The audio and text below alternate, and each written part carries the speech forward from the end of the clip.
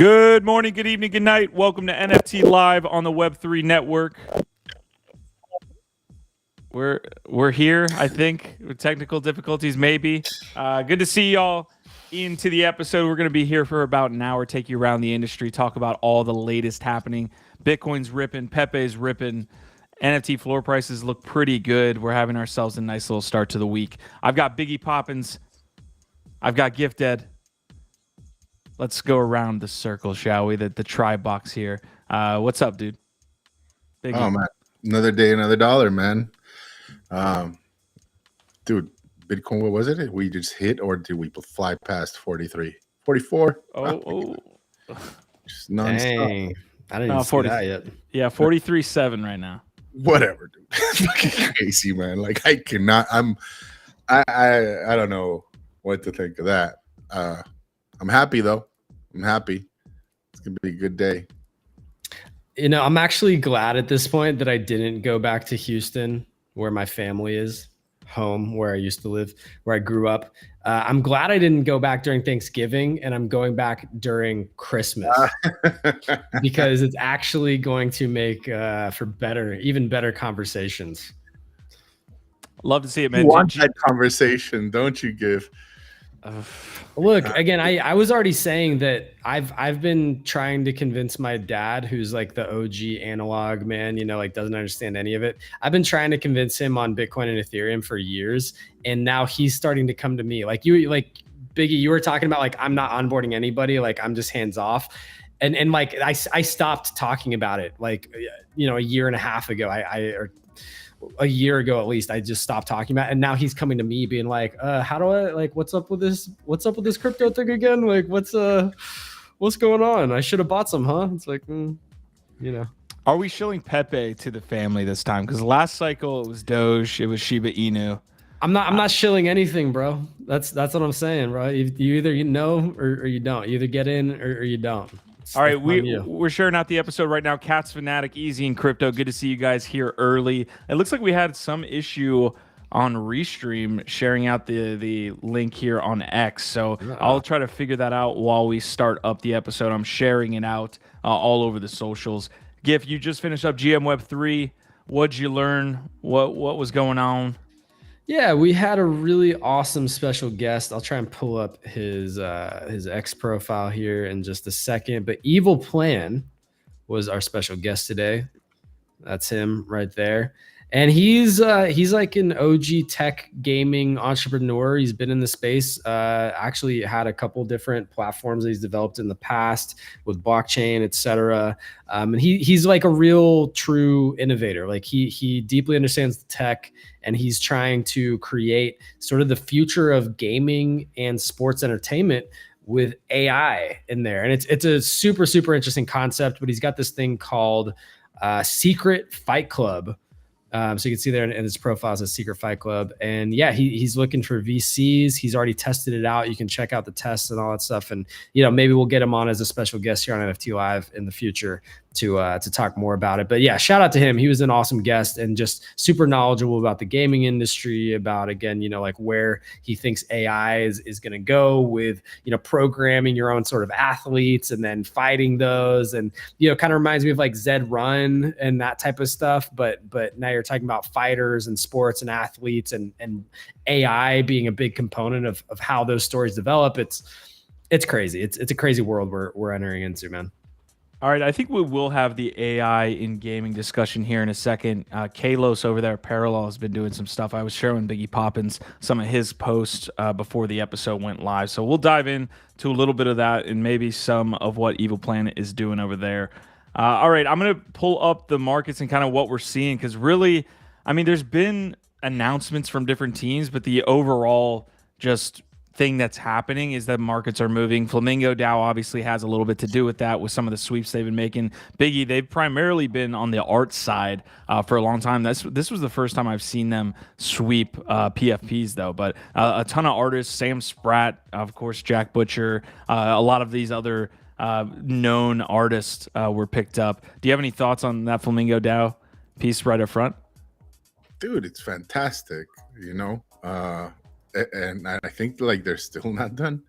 You know, or at least they've like I think posted some memes, kind of like it's over when I say it's over. So they're having fun, and they're like definitely imbuing, you know, these markets with euphoria. I I was definitely very surprised of again the Azuki Elementals. I was like, holy shit, you know, like I know of not being like the biggest fans of them, but you know, when you see a DAO like FlamingoDAO pick up the Elementals, you're like, maybe pay attention a little bit, you know, like not don't completely fade them, but other than that, It's the I'm more, opportunity, right? The upside potential of Azuki coming back with some big news and it popping off in the next bull for market sure. is there. It just is, whether you like it or not. But yeah, the other side is really cool. I'm very stoked to see if they continue this and what they pick up next. I'm sure everybody's trying to fucking guess. Was trademarked by Jack Butcher. This is the last question on this FlamingoDAO piece. Was trademarked by Jack Butcher like the easiest play within the the art scene or the generative art scene that we've seen? It's like at 5 ETH right now. Is that what it's saying? What do you mean 5 ETH? Oh, they picked up No. 5 ETH worth. Okay, so it's Oh, 0.21. No, but this is I've been watching this. This looks like a very bullish chart to me. I see this having a takeoff moment here in the next couple of days, probably. Just looking at this, like you can see, it kind of looks like it bottomed out in the last couple of days, maybe, and it's starting to pick up. It hasn't really gone below that 0.2 ETH floor, and now the floor prices, it looks like it's starting to push above it a little bit, and we've seen multiple other big collections of Jack Butchers that follow kind of similar-ish. You know, they launch, then they kind of settle over the course of a couple weeks maybe, and then they usually have some kind of run. And this is his first generative art collection. So not financial advice. We haven't even said do not speckle yet, but I'm watching this and maybe picking up more of them. And with Signature Series coming up and being auctioned off on Christie's, I think that's also something that you would need to be paying attention to, you know. But I agree. I think there's a lot of people that find these beautiful, you know, like in the sense that I don't know, like kind of like Squiggle, you know, vibes in that regard. Like people have their favorite traits that they want to collect, whether it's monotone, you know, or you know, like all the different traits. I'm not too familiar with all of them, but there's a couple that I'm keeping tabs on as well that I personally like. Yeah, I can see them run. All right, so I am sharing out the remainder of the links here on X and around. Appreciate you guys showing up early here. If you're watching afterwards, Choina, I see you. And you other commenters that have been commenting post-episode, we appreciate the support. That definitely helps the show get shared out amongst the masses and the algo. Gifted, let's hit him with the disclaimer, and then let's get off and running on the dashboard today. Asmodai, nice to see you. Jax as well, OVOT. Sure. We'll do the disclaimer in 1 second, but also since we're just calling out things we're watching, this is the other one that is looking very strong, and got to give you props on this one, Q. It's the Shrapnel Operators. Look at that. Look at that volume incoming. They are now above where both of us got in. I did pull the trigger, get a few of them off of your recommendation, which was definitely not financial advice, but these Shrapnel Operators are starting to move. And on that note, ladies and degenerates, it is incumbent upon us as the hosts, your humble hosts of this here show, NFT Live, to always remind everybody out there, whether you're with us live or you're catching us later, it doesn't matter. Maybe you're watching it on Twitter or X or Twitch. Doesn't matter where you're watching us. It is important that all of you remember this is not financial advice. No matter what else we might say, it's not financial advice. Even if we were to tell you that something looks like a good idea, it's not financial advice. And it might not even be a good idea. And it's probably not a good idea. So yes, do not speckle. Do your own research. All right. That's it.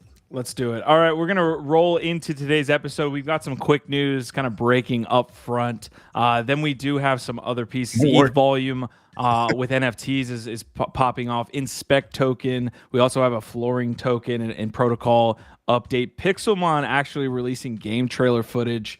and I can't get out of the episode today without talking about the good old Pepe here. So we'll get to that in just a moment. And then I do have CyberKongz and Ronin. Gift has been calling some things happening over on Ronin for a little while now.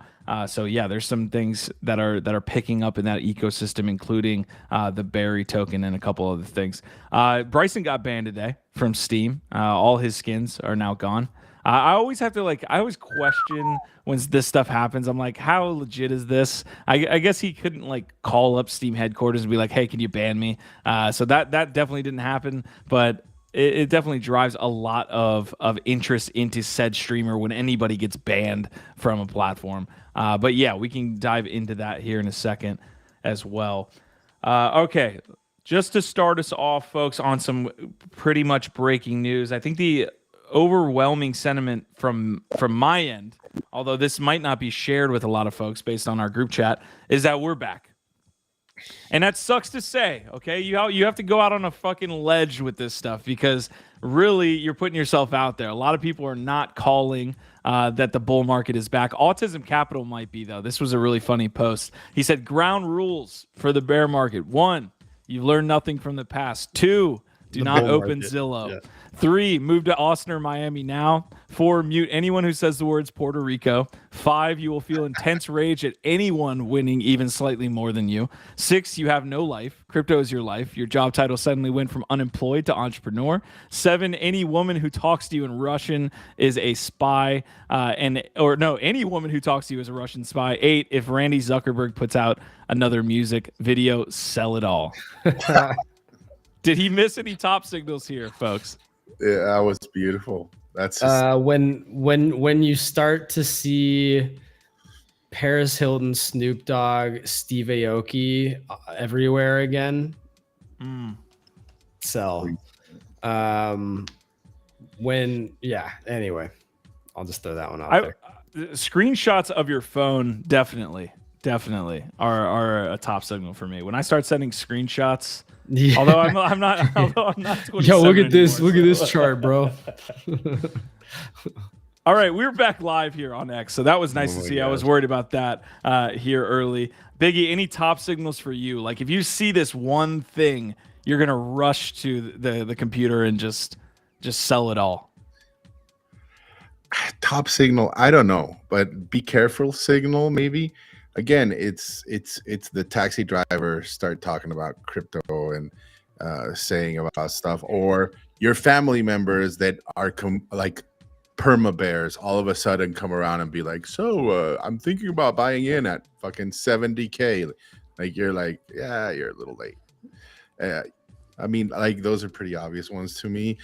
This one's a little strange because I think it's like euphoria that came at us really hard, really sudden, and like Gift says, I think we're gonna be having these holiday situations where some people are gonna be like, hey, are you still into that, or whatever, and I'm just gonna try my hardest to avoid it, because I want none of it. Like I just want to enjoy my holidays. I don't want to talk about the same things that I talk about and read about all the time, and then they're either not gonna follow your advice or they're gonna ape in, and when they lose, they're gonna want to blame you. So either way, you lose. So literally, because you know how it is. I don't believe you.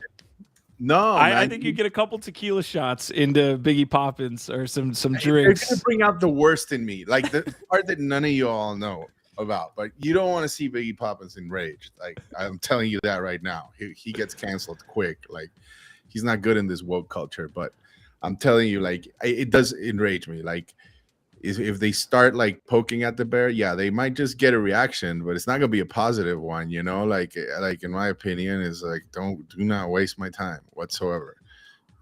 Like you said, maybe that helps them even better to go do their own research. But we'll see. I'll let you know.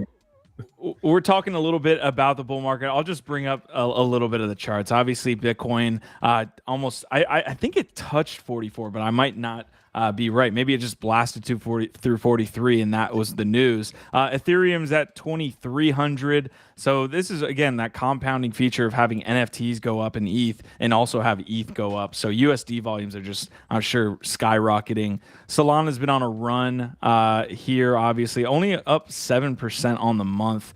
But yeah, the charts look great. Going over to the floor prices, for the most part, everything looks great there as well. You see a little bit of the short-term red here, but if you look at the one-day charts here, you can see grapes up big, although they are down from that 2.6 to like 3 ETH range. A couple big winners. Ether avatars got picked up by FlamingoDAO.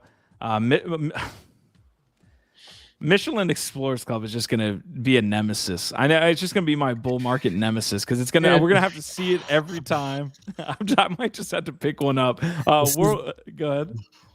This is gonna be one of those things that I might actually literally have to go back and make some clips out of. Just saying. Man, World of Women 1.7 ETH. Here. So yeah, floor prices look good. Let me go to any of the larger losers. Most of these have seen massive gains in the 7-day, but you can see Sugartown, Sappy Seals down, Milady's, Little Pudgies down on the day. So just a little brief pullback there. Marty McFly has a question here. Nice to see Marty here in chat. Biggie, can anyone join FlamingoDAO? I wouldn't know, to be honest. I would never look to join FlamingoDAO. I know a few folks that are in FlamingoDAO.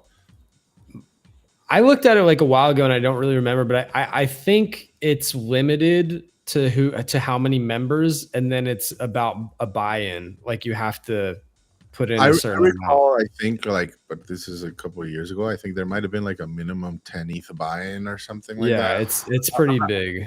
I'm not sure though anymore. But yeah.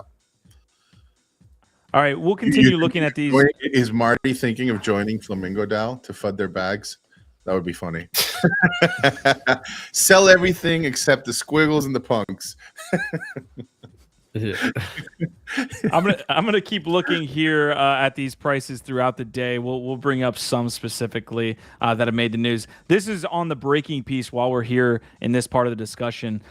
You guys could probably do a better job explaining what's going on here, but Thirdweb, I think, is like very integral infrastructure for a majority of the NFT space. Apparently, there's a vulnerability that has been exploited in the smart contracts. However, smart contract owners must take mitigation steps on certain pre-built smart contracts that were created on Thirdweb prior to November 22nd. Basically, like almost 99.9% of those contracts were created before November 22nd, I believe. I mean, for me, honestly, this couldn't have come at a better moment in time. Just to remind us folks out there where we stand in this tech revolution, right? And, like in this particular case, I think at least so far, the damage has been minimal, although I have seen several projects like chime in and try to find out whether or not they had any exposure or if they need to do anything in regards to these contracts or whatsoever. But yeah, I think like it's a nice little reminder. It's like, hey, things can happen in this space that come out of left field that can have pretty deep implications, We've been talking about that this week, right? Like, the importance of having EVMs and different L2s. And I think this is also one of those reasons, right?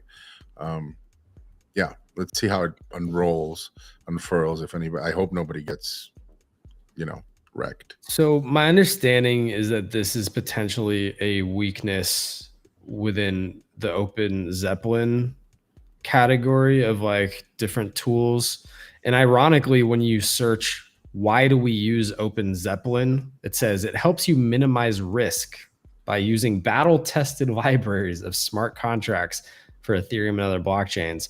But apparently those contracts may not have been battle-tested enough because there may have been certain parts of those libraries that are now in question. And so my understanding from like what Evil Plan was saying, he thinks it's probably not going to be something where everybody's affected, but there will probably be like certain functions within that library that are the problematic ones. And so if you deployed a contract utilizing certain functions before a certain time or whatever, you may have a problem. Yeah, so we might be kind of punching above our weight class a little bit, asking this question, but like from a user perspective, is there any kind of worry that, hey, I'm going to click on a contract that is potentially affected by Thirdweb, and then You like, could and you should, right? Like we always talk about it in, well, not always, it's been a while since we've talked about it, but yeah, it's like on occasion you should be going in to revoke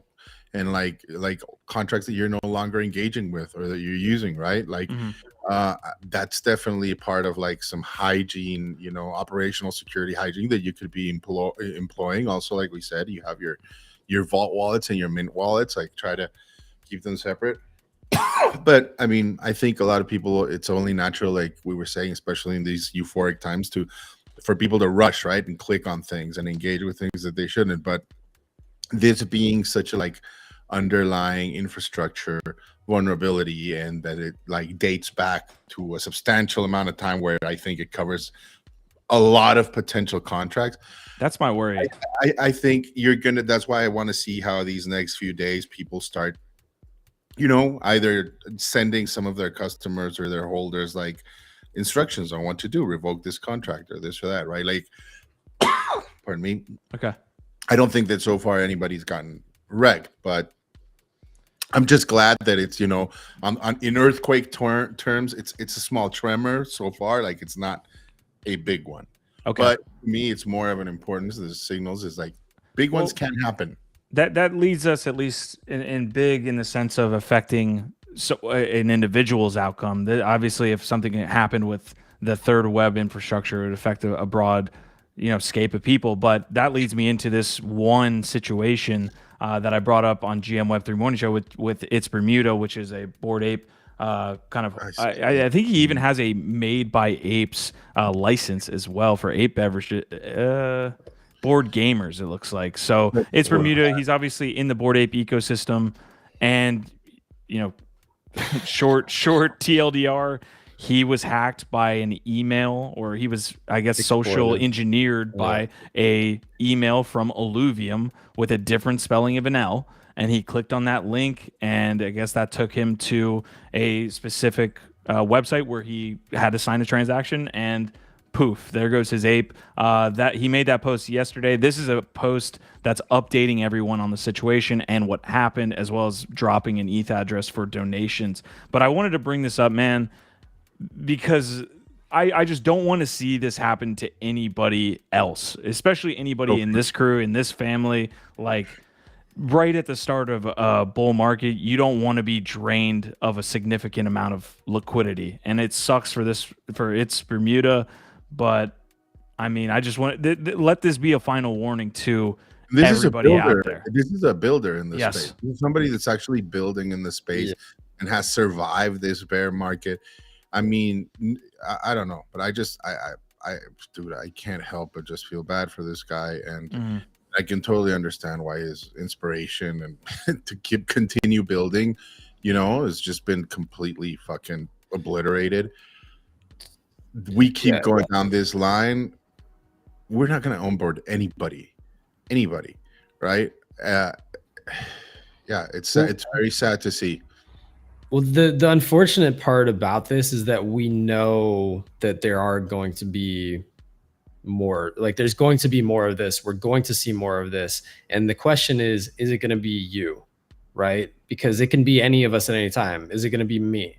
So it's up to all of us to take the steps necessary to protect ourselves, and to remember to take a breath. And whenever we're feeling that FOMO, or we feel like we're being pushed into clicking things, slow the fuck down. This is a marathon. It's not a sprint. We all know that. And if you get, you know, if you get exploited or hacked, then you're out of the game, basically, right? Or it's going to be very difficult to get back in.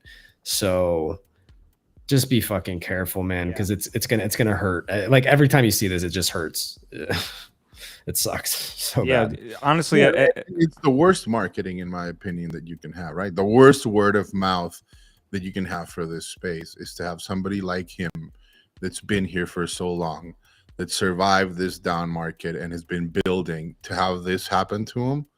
You know, I mean, what do you think he's going to say this holiday season when people ask him about Web3 or whether they should buy Ethereum or whether they should get an ape like him? You know,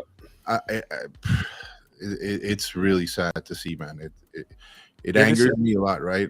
Because this is the shit that you should actually be enraged about, not the petty TMZ hearsay that we usually focus on crypto Twitter.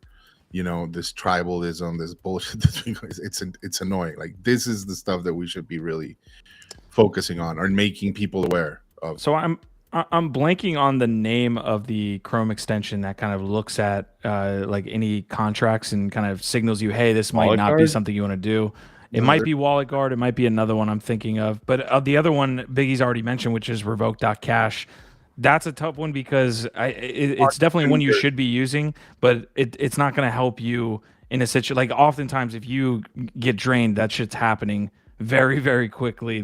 Revoke.cash is more of a hygiene thing. But yeah, Wallet Guard or another one. Biggie, did you have it?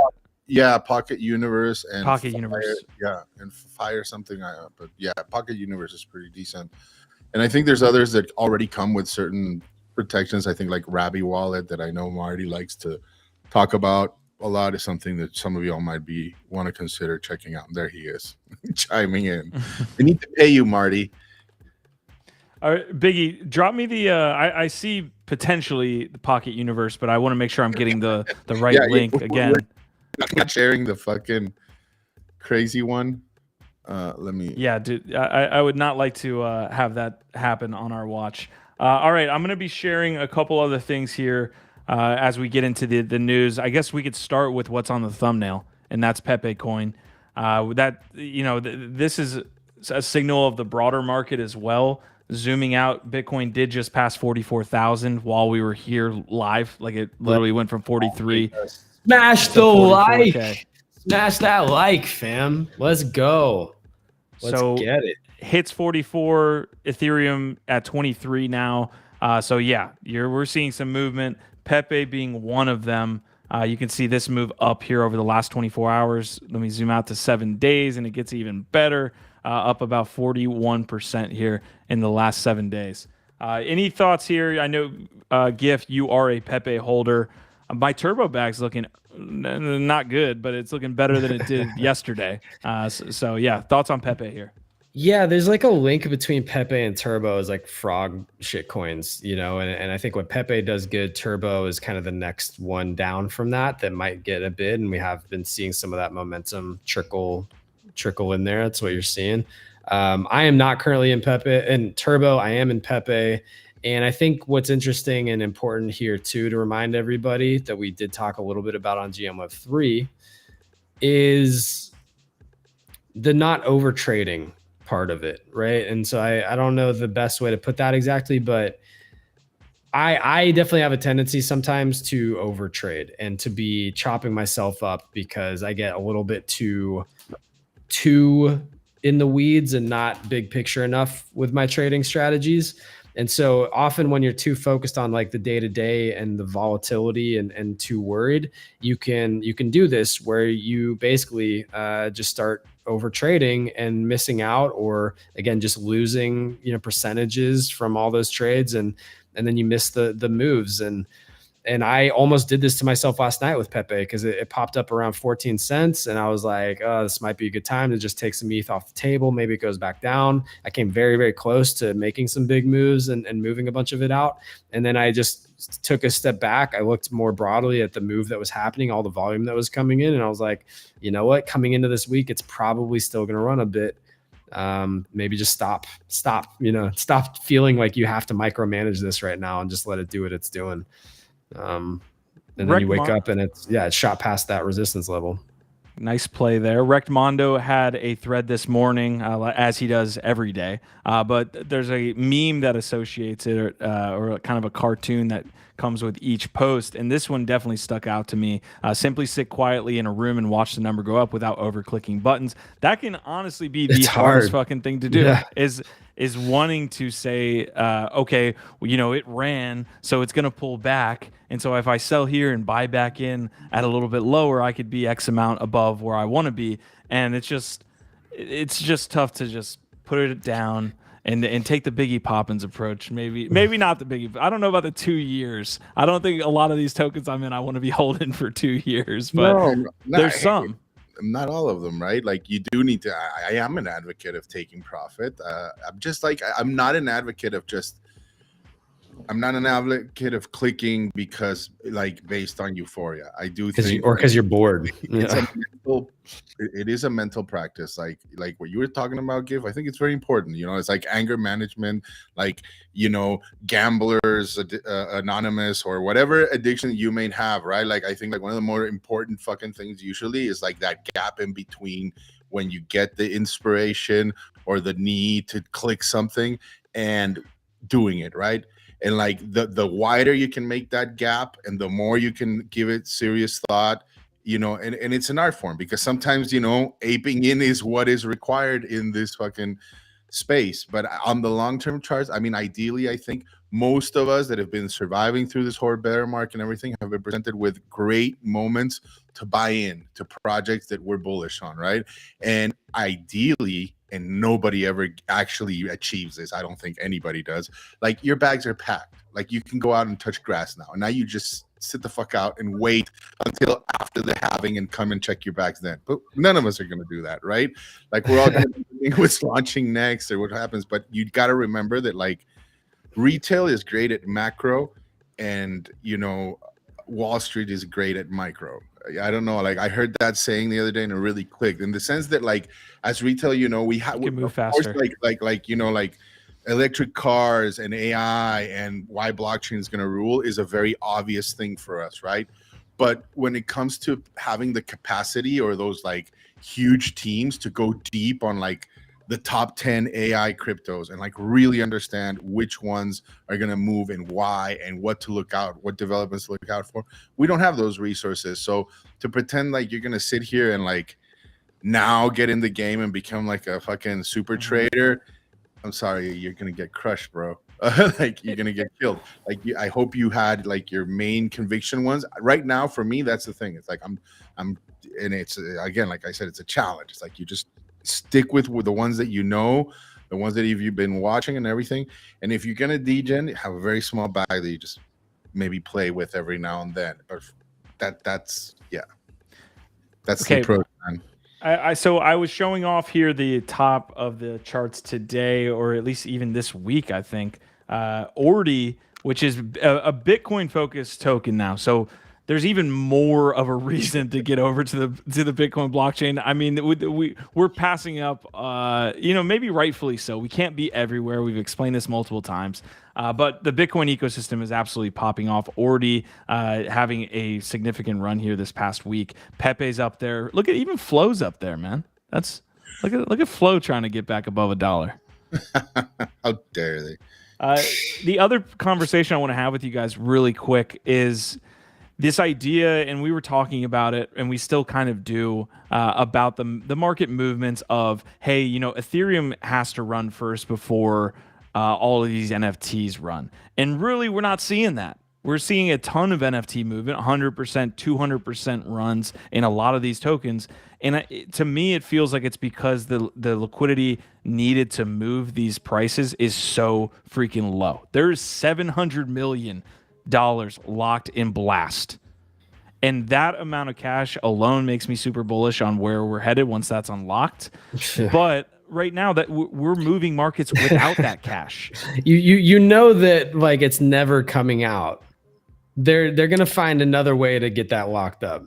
That's the thing about Pac-Man is that I'm realizing is what he's doing is never gonna end. This farm is the endless farm. This is not ending. So I'll just put that out there to imagine that he's just going to be like, okay, everything's unlocked and we'll see you later. Like, it's not going to happen, dude. If they don't allow you to unlock on February, that would be wild. I think they will, to your point, incentivize further locking. He's going to find the next way to keep it all in his thing, in his game. They haven't released like what that token generation event is going to be like, right? No. So like the people that bridged over 500 ETH or something, they might be expecting to get full access to their allocation, and all of a sudden it's like, no, man, we're going to drip it out. Oh, drip it out over 12 months? Like 3 years. saying That there's would going to be wild. there's going to be some kind of fucking games that are played with this, and I'm not going to depend on this idea that all of a sudden all that liquidity is just released back into the market. I go dump on everybody. So I'm not buying it. okay, so back to the original question though, because we are seeing NFT floor price movement. This is, I mean, it's hard to say that it's not going to continue, right? Like that's almost the conversation I want to have is, okay, crypto is moving, but NFTs that they said would. There were people that said the NFT PFP meta would never be back, and I know that sounds ridiculous. Marty was one of them, by the way. There were a ton of people that were like, "Dude, it's just not gonna happen the way it was happening." And I get it. Like if you zoom out on the charts, we're not near like whatever Moonbirds got up to, and maybe they don't ever get back. But I'm just singling them out. All of them can be used as an example here, but clearly PFPs are not going away. Here's what happened. PFPs were like the primary narrative for quite a while during that 21 bull run. And so a lot of the big investment theses from like the whales and the DAOs, et cetera, they were over allocating. Like they were doing like 50% art, 50% PFPs or something like that. And they've now reconfigured. They've balanced that, rebalanced it, and calibrated. So now it's like 30%. But PFPs aren't going away. There's always going to be meaningful cultural artifacts within communities within the PFP world. It's just not going to be 50% necessarily of like what everybody's buying in the future of like the biggest most valuable projects. I don't think. Maybe it will be. I just think it comes down closer to that, like, 1/3 of the market, maybe.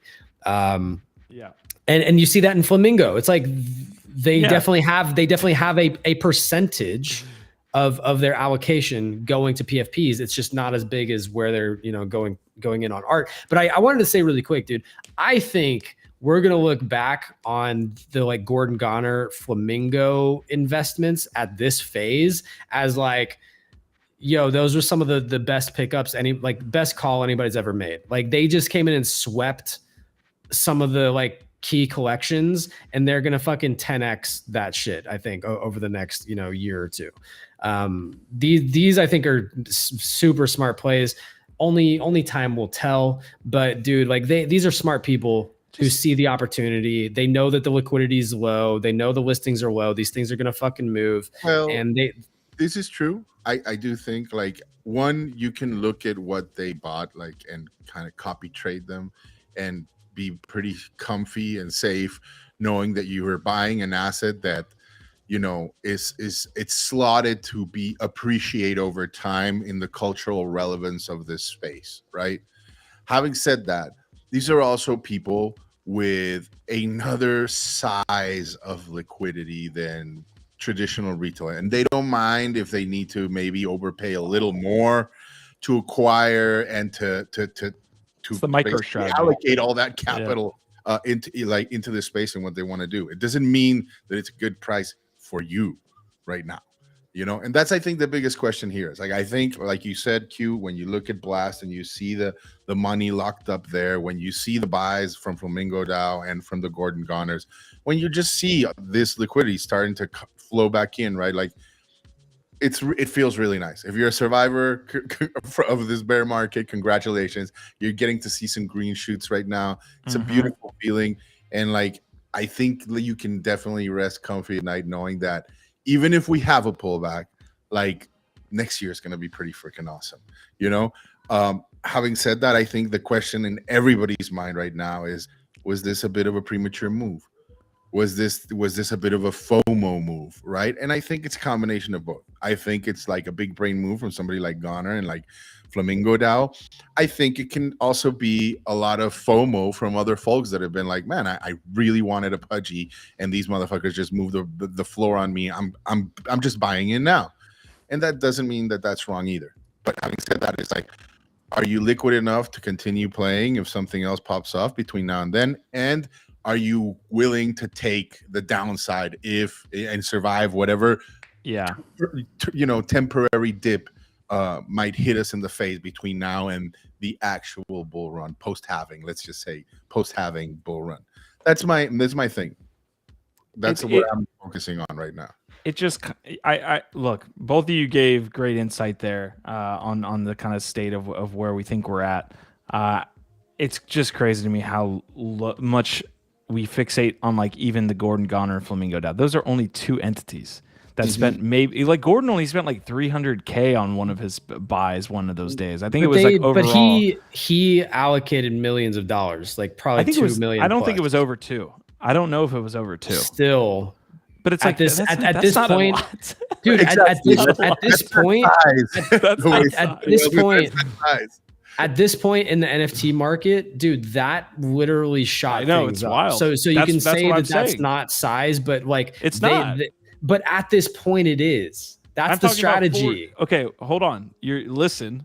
Okay. I said for the NFT space, it's ridiculous that this amount of size can move us this much. And it's paired with the sentiment of people following Gordon, right? Saying, oh my God, he's buying, so I need to buy. So there's a social element to this too. But it's laughable how little amount of money moves this space compared even to a small niche market like cryptocurrency.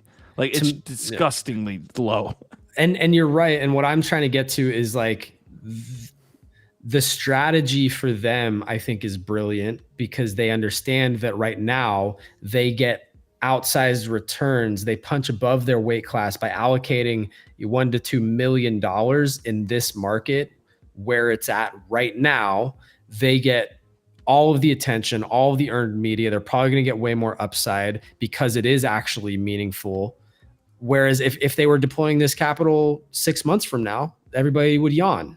They would say, whatever. No, it's not really doing anything because anyway. Yeah, I think we're both kind of saying the same thing from different angles. Well, I think if you're predicting that the prices are going to go up in 6 months, then it's pretty solid to say that this was a better time to buy here and now. Quantum Variant doing a better job of explaining it in half a sentence. It's a bull run for ants. Dude, Marty, 300K is like what's the volume even on a coin like Cardano or fucking Avalanche? Like the 24-hour volume in this shit is disgusting. Like it's like this. It's literally this compared to what you would get on even a smaller shitcoin or smaller altcoin. But that again, that's a feature, not a bug. That's why the prices go up so quick. Tyler D is saying NFT trading volume came in at 37.7 on ETH yesterday. That's a new local high and up more than 7x from October lows. I liked that you're keeping that dude accountable who is like, ETH NFT novelty is dead. Nobody cares anymore. And then it's like, dude, it's been like a couple days, my guy. Dude, the amount of bad takes. Now, I would pay, but see, somebody else could have that take, and I'd pay attention. Like if Pac-Man came out and said something like that, I'd be like, oh, why? You know, tell me, like what is it? You know, the worst takes are usually from people that are not actively engaged in the ecosystem at all, who are literally always just looking for ways to dump on us. And so like they will cherry pick any data point, no matter how like irrelevant or off base it is, and try and spin that into that's the new narrative of why NFTs suck. And there's just so many fucking bad takes out there from people that are not actually involved and have no idea what's actually happening. Okay, Marty, I'm getting into some comments here. Asmodai saying don't drink and trade. That's fair. That's the real alpha. Thank you, Asmodai. That is fair. Especially over the holidays. We're all going to be wanting to do that. Marty's saying this is all going to come back to haunt you guys. Stick to tweeting for Portal Coin. Ouch on that one. Wow. Jack's Hideaway saying there will be a new category, but there's nothing else that fills the category role. PFPs for NFTs, membership, community markers. Let's see. DP saying what's poppin'? Very essential questions. Biggie Poppins. Quantum saying I love people complaining about gas is too high as the market goes up on ETH and ETH NFTs. This is the way. I have a data point that I brought up on GM Web3 that I'm interested in y'all's opinion on, because the data we have been seeing is that there's no new users coming into the space. And tell me how this doesn't say the exact opposite. I think stats does a really good job at drilling down and not missing specifics. So I will take his word for it, and that sounds like pretty accurate compared to what you're saying. Like, having said that, if I had to ask a question, I'd be like, well, how are you defining unique wallets? Like, absolutely never traded before, or haven't traded in 3 months, or like, I need to understand what that definition is, because to me, I still think some of those unique, even then, like, some people spin up unique wallets to do degen shit, right? Every now and then. So I just want to know. I'm sure there's a percentage there where maybe it's not 2x the amount of unique wallets, but maybe more like a third. It's still nice. It's still great to see. I just, if we really want to be nitpicky and get down to like accuracy, I would love to know exactly how many of those are like brand new spanking wallets, never used, recently funded to mint something or buy something new. That's all. Yeah, what this highlights is the problem that we currently have with measuring a lot of the activity in the space, and a broader problem with data. We just have too much data, and we don't have enough tools to properly get accurate insights out of them, because these were like, these aren't even close. And I think the truth is it's somewhere in between, which is, I think, what Biggie's saying too, right? Maybe it's actually like 15 to 20,000 active people. Maybe it's more than 10K, but it's not 40K, because a lot of those are the same people trading on different wallets. So I bet it's somewhere between like 15 to 20K, if I had to guess.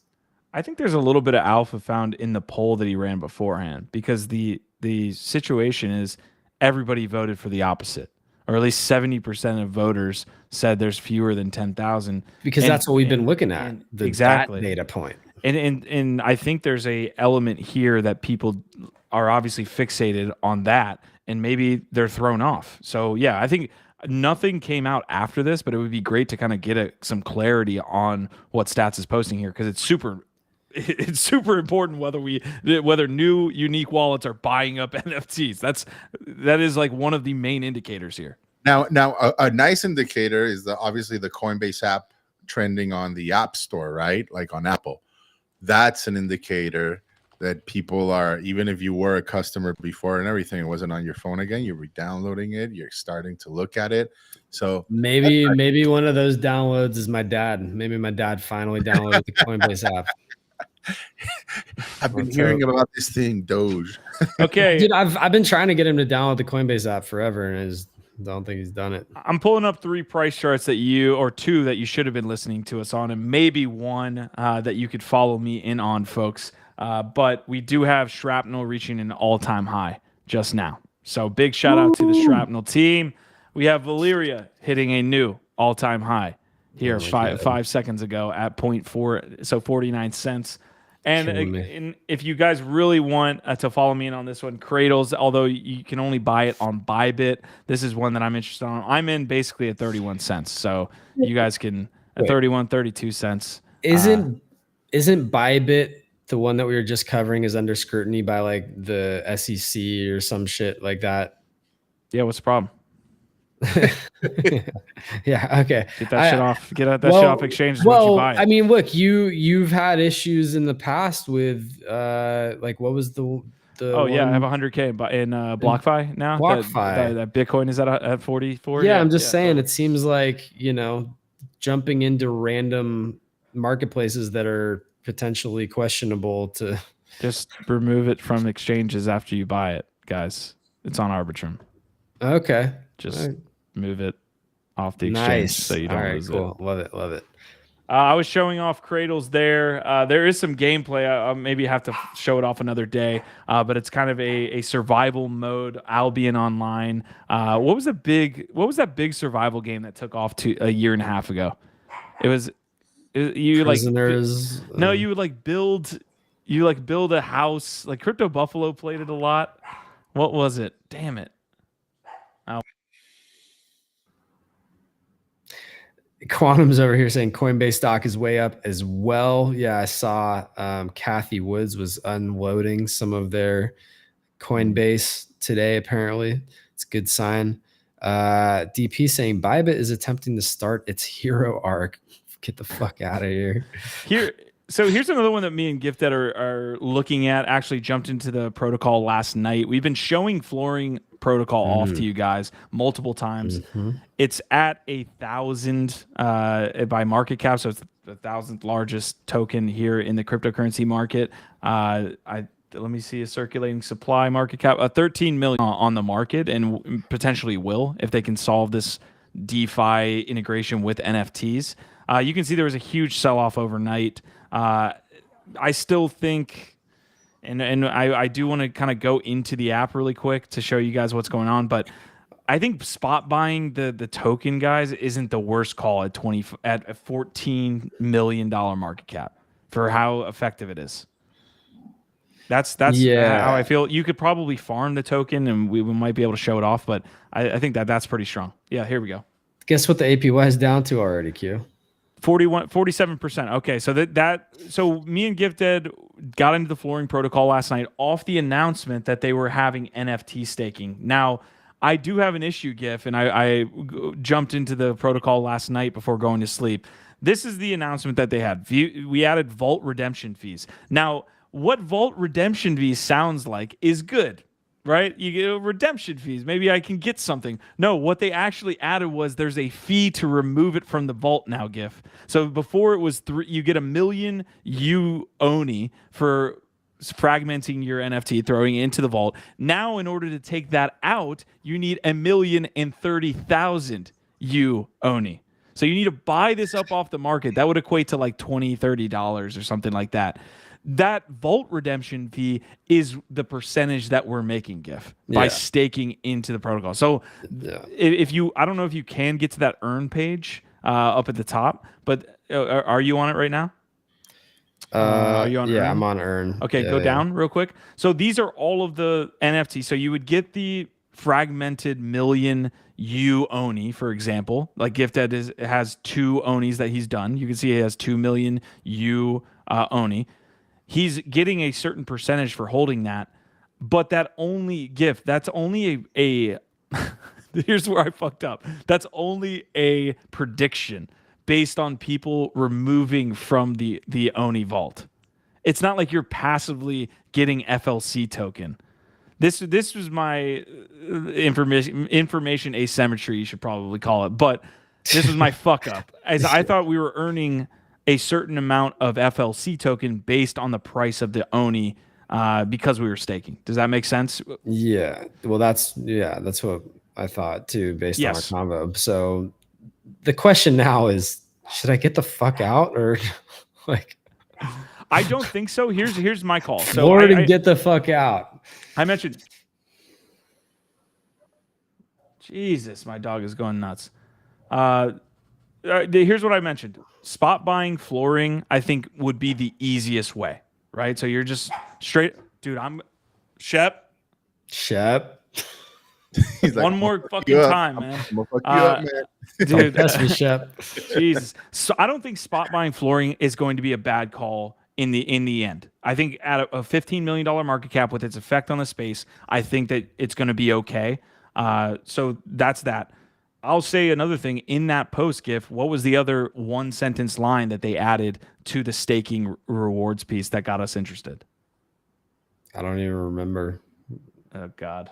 All right. So yeah, you should take it out if you're not gonna pay attention. Double dip. Also, we're taking notes early? on who's early, meaning there's going to be some type of airdrop for actually doing these things. Thank you, Prodigy. So again, we kind of took you through a little bit of a disjointed, but that's honestly been our experience with flooring, way of explaining the staking and all of that stuff that was going down. To answer your question, Gifted, I think it would be okay to leave it in the protocol. FLC and Free Lunch Capital basically is the profile, has numerous times now swept floors if the vaults have gotten too shallow. So are you doing anything with those ONIs? Are you going to do it? Oh, then this other than maybe I could have been getting ONI points probably. But there's okay. So that's what you have to weigh. Whatever the rewards are, if you're getting good rewards. Otherwise, I would say there's nothing wrong. Contract risk, right? how battle tested is flooring portal? They have multiple audits and all that. They've got the audits. Sure. Yeah, it's more about the competition and the risk reward and the opportunity cost and all that stuff, right? It's trying to get a handle on like what is it going to actually net out and be worth to be in this right now. And yeah, I mean, being early, they seem like absolutely the type of product and team that is going to launch a token, like an airdrop of some kind. The token's already launched, the credit points, so they are going to do an airdrop for users. Not financial advice. I'm predicting this. You know, it may or may not come to pass, but FLC will be most likely airdrop to people using the protocol. So GIF, I don't think by any means, unless you think the ONI rewards points are going to net you something, that this would be a bad call. Valuable. The ONI rewards points? Crazy. I mean, Horizon Labs behind this guy. Come on. Then take it out immediately. And by the way, you have to have a fee. So you got to pay plus gas, by the way. That's okay. I'll be leaving it in flooring for now. So I'm not actually farming the flooring token until people remove from the vault. Then you're getting your percentage of the pool. Okay. All right. Dude, these DeFi protocols are all serpentine traps, man. I've lost my ass too many times. Serpentine traps. I don't think that they are. Biggie asked whether there was some type of risk for the smart contracts. I don't think there's any more risk than any of the others. If you're fucking around with DeFi, it's not like flooring's out on the risk spectrum. It's just your standard risk of most DeFi protocols. They get the audits, and it's just like there's a difference between like Curve Finance and like, you know, Aviv, and then I don't know, like fucking Ohm and shit, right? That's like fair. Like that's I don't know. That's usually, and I get that obviously leads me to usually being late at these things. But I really usually just wait a good while to make sure that, you know, all the hatches are well fucking, you know, welded. And they're expecting that from you. And that's why they say we're paying attention to who's early. Exactly. The early bird gets the worm and then gets shot. I don't know. There's something to add there in DeFi with being early. All right, I'm gonna add here. Let's go into something that's kind of an interesting development here, which is Pixelmon. Pixelmon's been obviously pumping on the PFP side. Their NFTs are doing well. The Kevins themselves are above 10K, I think, on the USD charts. Are they not, Kevins? I'm just saying if they are, it's fucking wild. It's just wild. They put out this teaser trailer, Pixelmon Hunting Ground, action RPG, early work in progress preview, pre-textured social hub buildings, landscape, and multiplayer mock-ups. The team will be working on adding more assets over the next few months. And then it's this.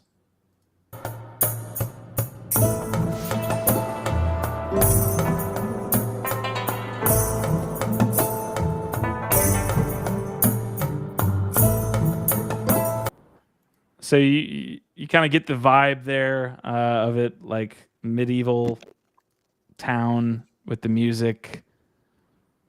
I mean, it's nice. I feel like somebody that's a game developer would say this is like incredibly easy to mock up and show of a trailer for 40 seconds, and it's actually incredibly hard to pull off at scale. Yeah. I don't know what to think about it, honestly, other than it's good to see that there's some progress and they're trying to show off some gameplay. Yeah. I'm not that deep into it. How is this related to that like Kevin game that they launched? Is this a totally different product, or this is part of that game? No, I believe that was kind of like a Dookie Dash scenario where it was like a small mini game. Okay. Cats Fanatic, shout out to Cats, by the way. Again, one day, if we're at the same event, we will go out for a steak dinner, because my man was in here calling Valeria from the very beginning. I hate the amount of time I wasted playing this stupid Kevin Explorer game. All right, I must have been pretty good then, pretty sticky, eh? This is a pure degen play, by the way, but the Cradles game that I mentioned, here's the backers, and they said my safe word, Animoca Brands. Subfermion over there. Dude, what is Animoca Brands not backing at this point? How do I just invest in Animoca Brands? Mochaverse NFTs, just get the Mochaverse NFT? Oh, man. On the lighter note and less degen note, happy birthday to Ronin the Collector. Yo. Oh wow. This is a little bit of a I think this is gonna like take a somber turn. I haven't read it yet because he just posted it. Today is my 40th birthday. A week ago was my last day with Super Plastic. Almost a year to the date since I was laid off from my first full-time Web3 position. I find myself in a similar situation. But why is this time different? Why I'm excited? And it looks like a really good post. Damn, Ronin. Okay. He's not fucking around. No, he's not. With the Steve Jobs video as well. So no, big shout out here to Ronin. Listen, I will say this, and I'll say this publicly. If you were gonna get, unfortunately laid off, like, dude, you had a job throughout the whole bear market, and then not all of us are so lucky to be just getting laid off, and right into a bull like that. That's the one silver lining I would say. I know that sucks, and all of that. Oh, Ronin's here. What's up? Let's go, dude. Big 4-0, man. Happy birthday. Fucking legend. I think that the timing of having that full-time gig throughout the whole bull bear where everybody's getting chopped up and trying to survive, that was fantastic. I know that everything, it's tough, man, but we wanted to wish you happy birthday. I know when I left ICO Alert, and I did not know what was going to happen. We had a really awesome platform there. We were raking in tons of money. The runway seemed like it was going to last forever, and then the market does what the market does, and I was incredibly kind of just didn't know, directionless in a way of where I wanted to go and how I wanted to attack the space. So I'm sure you'll be able to land on your feet, bro. 100%. People like Ronin will land on their feet because they are determined to do so, man. I want to read that post because my man's got some really good insights, but it's all about mindset. And I'm 100%, sure that he's got the right one. You control what you can, and that's the one thing you can control is your mindset. So, man, happy birthday, brother. Can't wait to see what comes next. Yeah, getting a lot of love over here too, as you should. Well deserved. Yeah. You're muted. Last story I've got on the day, folks. Gifted has been interested here in the Ronin protocol. Obviously, Ronin has been around Speaking of Ronin, what a segue. Wow. Oh, and we have Ronin. What? Hey. Let's go. The most spontaneous Smash the like. segue you'll ever see. Smash the like for this man. What's up, you guys dude? started chatting. I'm over here like working. I'm like in the zone. That damn thread took me way too fucking long. Shout out to all the people who make threads on a daily basis, because that shit ain't easy. But yeah, man, I was just listening to the insight and you guys sharing everything, man. But I just wanted to say thank you so much for the shout out. I really appreciate it. It means a lot. I love you guys. I wanted to make sure I came in and said that and told everybody in chat. I appreciate the love that they're always showing me and the support. And if you do get a second to go check it out, man, read it. Long story short, man, I got laid off, but I told Q this shortly after because I definitely had to reach out to some of the homies for support because you get scared, right? But the crazy thing is that I feel really good about it, man. I think that I learned a lot of stuff over the past few years, and I think it's about time to bet on myself. So if you want to find out what's going on with that, jump in. Outside of that, I don't want to derail the conversation, but I figured I'd jump in and join you guys for a little bit. Dude, that was fantastic. Happy to have you, man. What an entrance. I appreciate it. Can we get a little bit of a teaser, or are you keeping it all under wraps for now, which is totally fine? One of the things that I've talked a lot about, both on Twitter and here and just kind of in passing is mental health and how important that is to me. And so I'm getting my hands in a couple different things, right? I figure if you're going to be like a real entrepreneur, you probably have to have like fucking 5 like out there.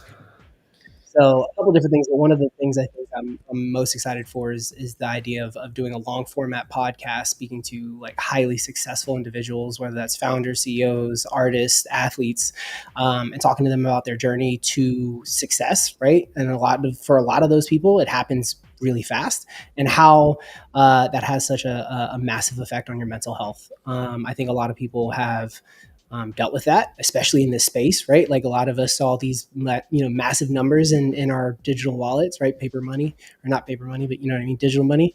And then you see them decrease so quickly over time, and it takes a lot out of you. So I'd love to start having like one-on-one conversations where I'm going to literally go fly out and meet some of my guests and sit, in a room together and chat about their journey and their mental health and how they've dealt with it and how they have overcome it, because I think that's important, man. Too many people are dealing with it and they deal with it in silence and alone.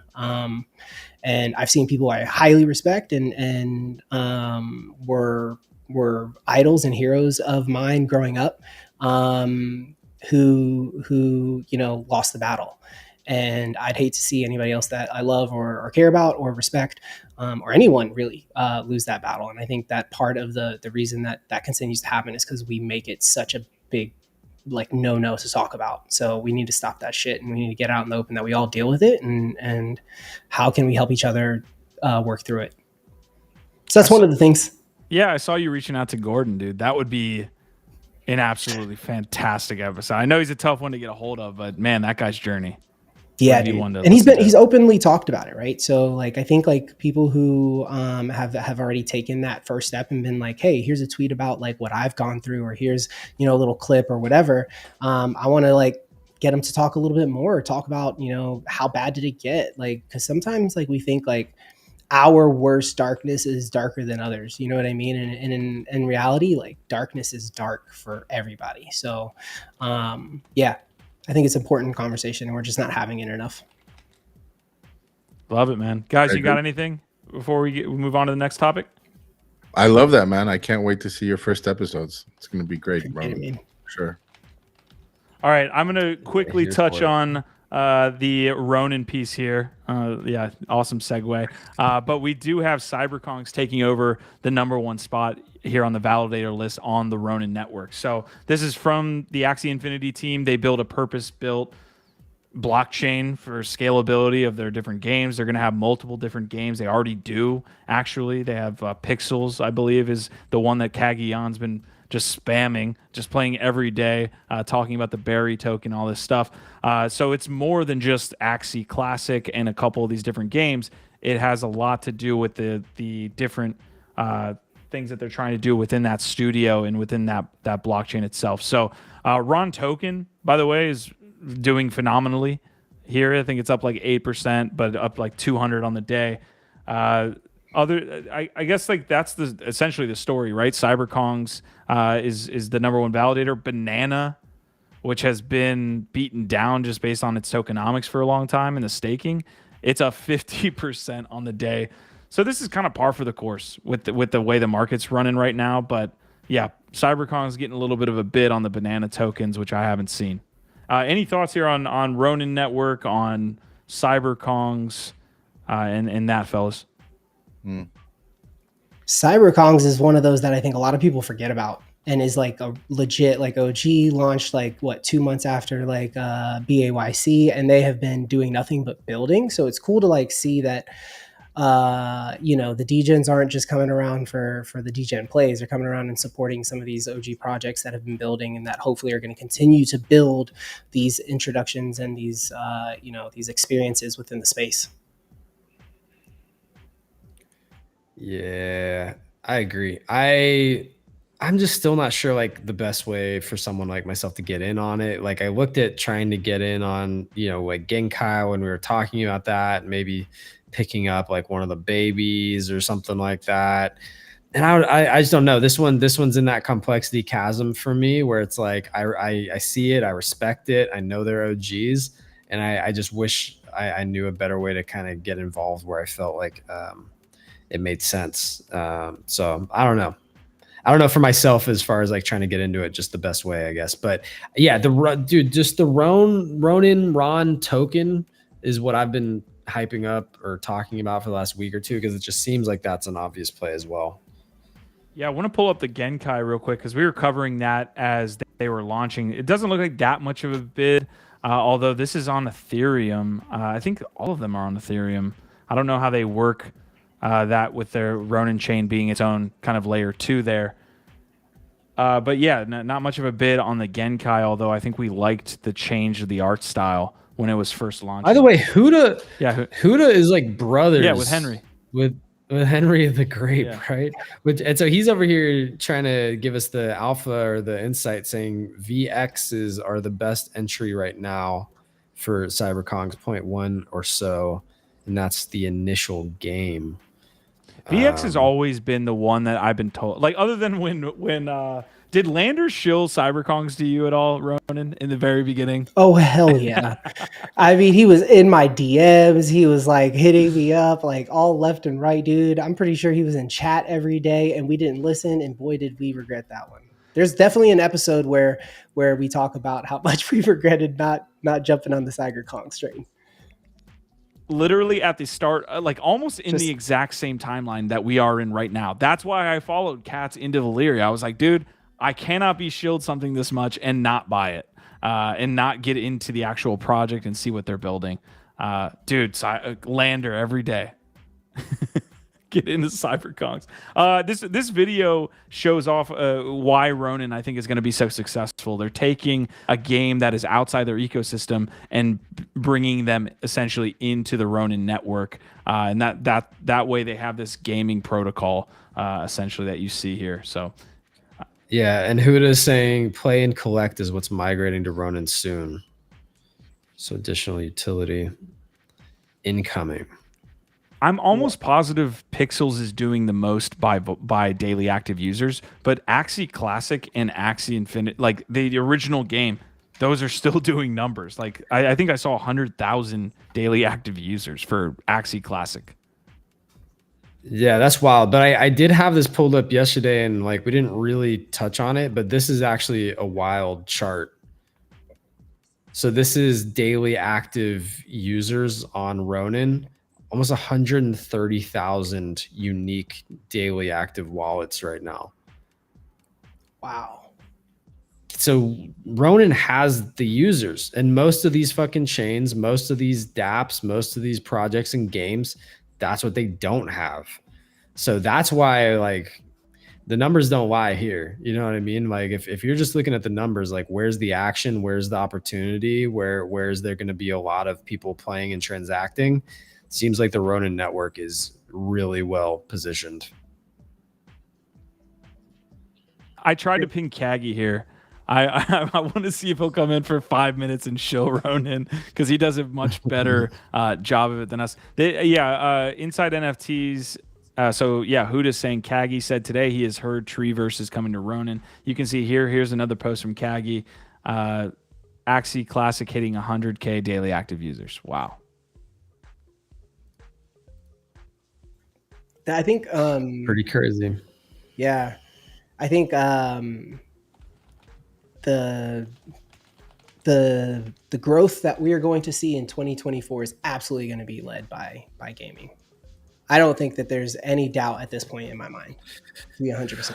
Well, I think that's going to be one of the biggest. Also, say it again. The onboarding as well.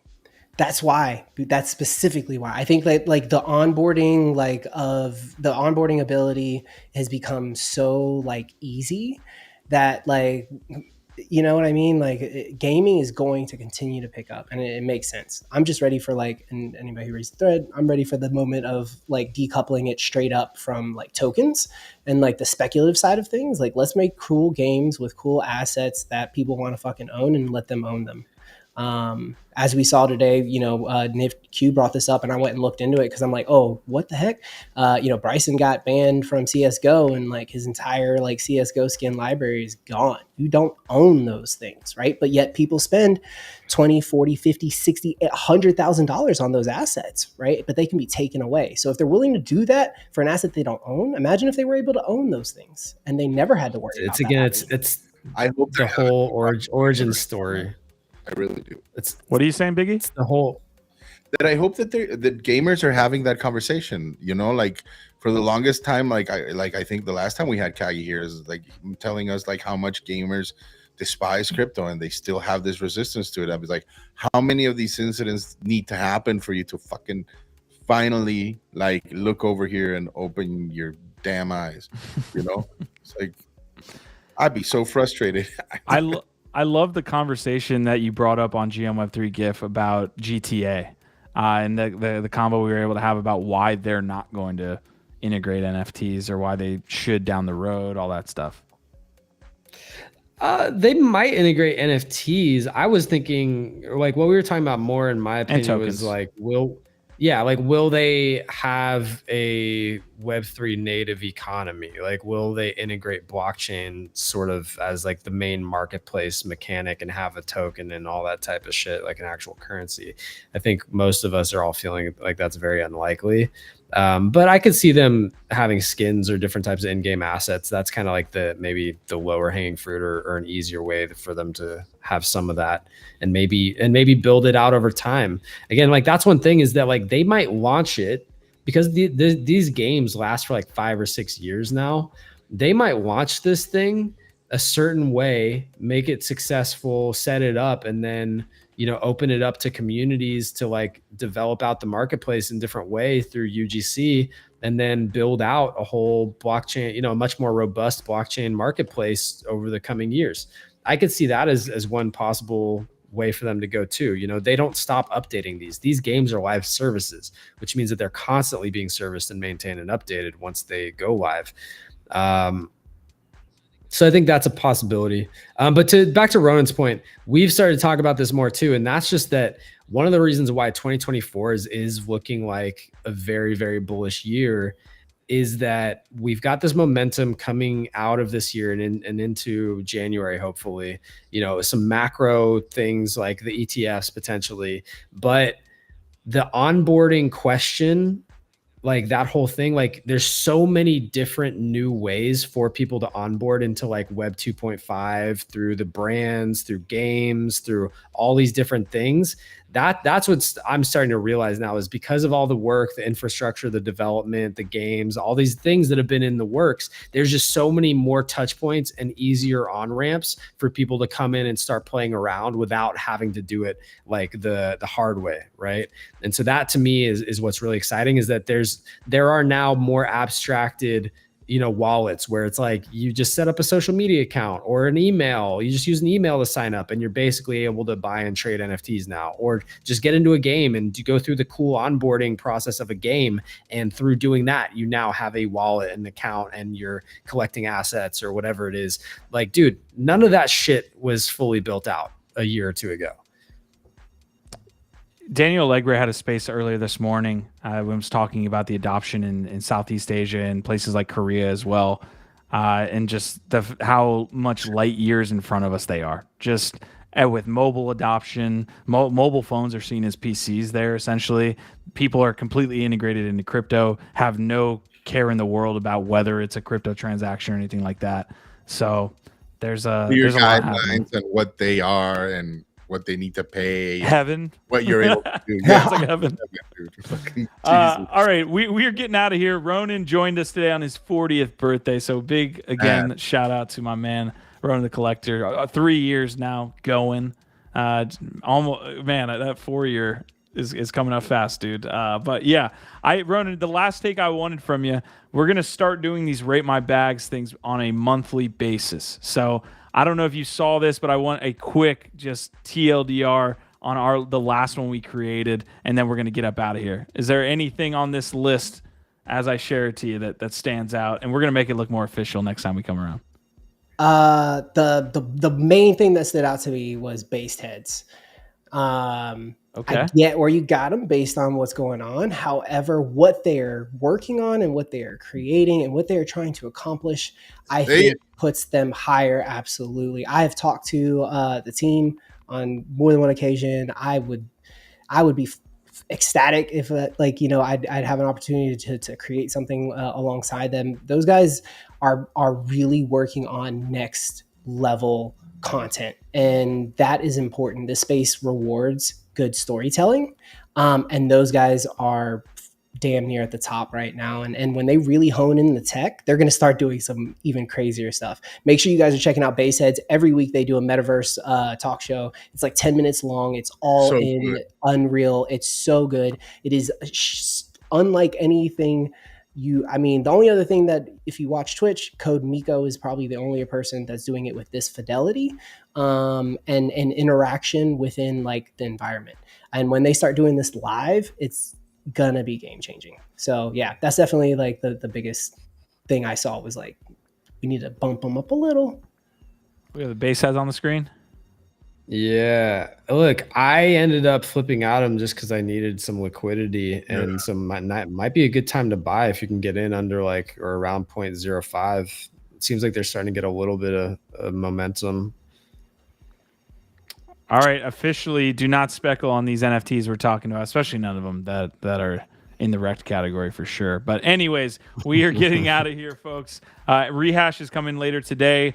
Do we have Roger Dickerman tomorrow on GM Web3? We do. From Miami. He's going to be calling in all the way from Art Basel, Miami to join us over there on GM Web3. It's going to be very, very special. His new segment, Top 5 Artists This Week, is fantastic. He kills it every time he brings it. And because he's going to be out there in Basel, he's really going to know the alpha of like what artists are out there fucking doing great work, showing up, getting the attention. He's going to be factoring that all into the alpha that he brings us on tomorrow morning show. So yes, very excited. All right, and we have Valyria Games. Shout out to Cats Fanatic for making that happen. Shout out to Huda as well for the Idiots Discord invite. I say that because the Discord is named Idiots, not because they're idiots. Okay, so just you have to be an idiot to join, man. That's very true. I fit right in. All right, folks, let's go around the horn here. Ronin to Gifted. Let's have the last words. Yep, hell yeah. I don't have much to say, man. I love you guys. It was fun to just jump in and say hello and see you guys. I am looking forward to chatting with you guys specifically about what I've got going on in our little alpha group and chatting and running it by you and getting some feedback and creating some cool shit along the way. Other than that, that's our vibe, our tribe. I love you guys. Right on, man. Lovely to see you, Ronin. Happy birthday, dude. I do hope you enjoy not just today. Like, you got to take the week. It's birthday week. So, you got to have like little celebrations throughout, man, especially like a big one like 4-0, dude. I too am excited to see what you come up with, man. And OVOT fam, I can't wait to see what we all come up with and talk about tomorrow with Dickerman or elsewhere. It's going to be crazy. Yeah, man. Gotta say happy birthday to Ronin. He recently generated some more coffins that are fucking dope. He got some squig traits that I love to see. Appreciate you so much for everything you do. So happy for you. Smash the like for this man down here if you haven't already, and make sure to check out what he's working on. Support what this man's doing. This is one of the best people in the space. And honestly, this whole fucking Web3 network thing may not be what it is without him. And that's real.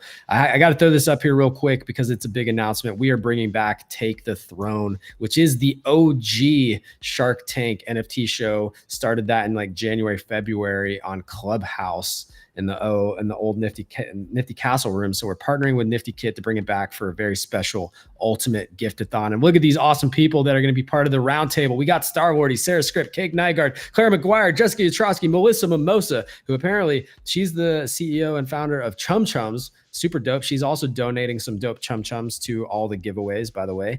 And Dan Carr, CEO of Nifty Kit, and myself, all going to be on that. Hope y'all check that out, and I will drop that link in the chat right now. It's going to be a good time. It's on December 13th, which happens to be the same day that Coffins closes its mint forever. So maybe some special things happening around that as well. But yeah, dropping that in the chat. Our vibe, our tribe. Appreciate y'all a ton.